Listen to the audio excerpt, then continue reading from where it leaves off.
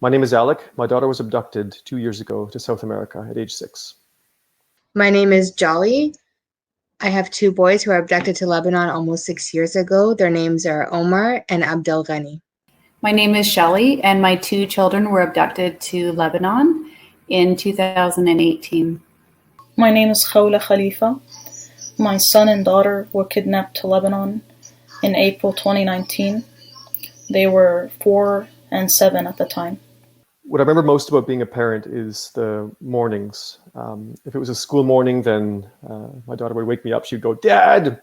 And then I would hear that and sit bolt upright in bed. Usually I was asleep. And then I would go downstairs and start getting breakfast ready and pack her lunch. And then we would walk to school. It always started off with a bath and playing in the water, and then story time in bed. And oftentimes I remember I'd fall asleep just in between the two of them. What I love to see the most is them together and just that smile on my daughter's face when she woke up.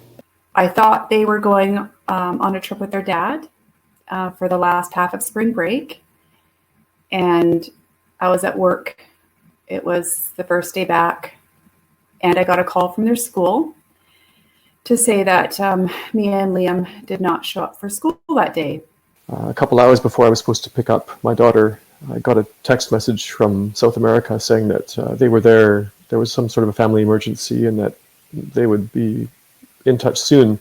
She didn't come back from school. She started missing medical appointments, and it was maybe a couple of months before I could even speak to my daughter. For those first few hours, I started searching. I went to their house and it was pretty much empty. I found out it had been put for sale a few weeks earlier. I called the hospitals to see if maybe there was an accident. I kind of searched for every other possibility. I just knew. I knew what had happened. I didn't want to believe it. I remember my mom gave me this look, and I just turned around and I said no. I have never ever felt so broken and so lost in my life. I remember waking up 4 or 5 in the morning kind of every day with adrenaline, feeling like I needed to do something to rescue, to save my daughter from this experience, but there's nothing you could do. My house since that day has never felt so empty and quiet. What I look forward to the most when my kids come back is taking them to the river, just taking a soccer ball with us, kicking it around. My boys were 4 and 6 when they were taken. They are now 11 and 12. And the things that I want to do with them and the things I want to do with them when they were 4 and 6 was bath time, it was feeding time, playing in the park.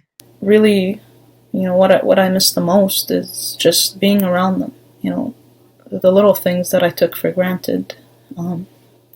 Being able to hug them or to kiss them goodnight. When their dad left, he took all the pictures and everything. I don't have a lot of things. I don't have a lot of photos with my boys. So I want to make up some of that. I remember looking around when they were taken and there were daffodils popping up everywhere. And the one thing I always wanted was a picture with the yellow daffodils. Have a movie night, and that was something we did special together. It'd be putting on PJs, popping some popcorn, getting the blankets out on the couch, and just literally hanging out together.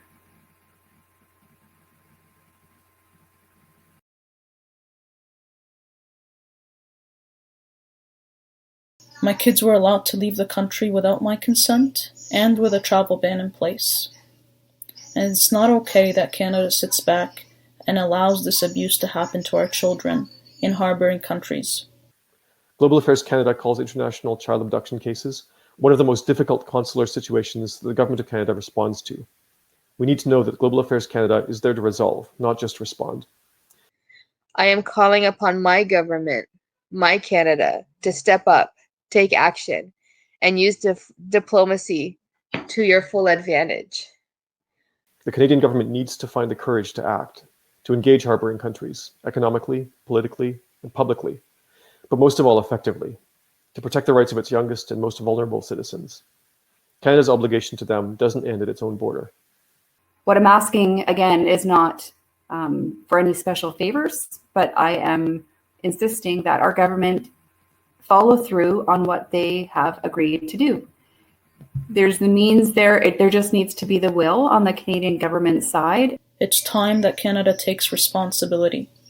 It's time that Canada plays a proactive role in bringing our children home safely.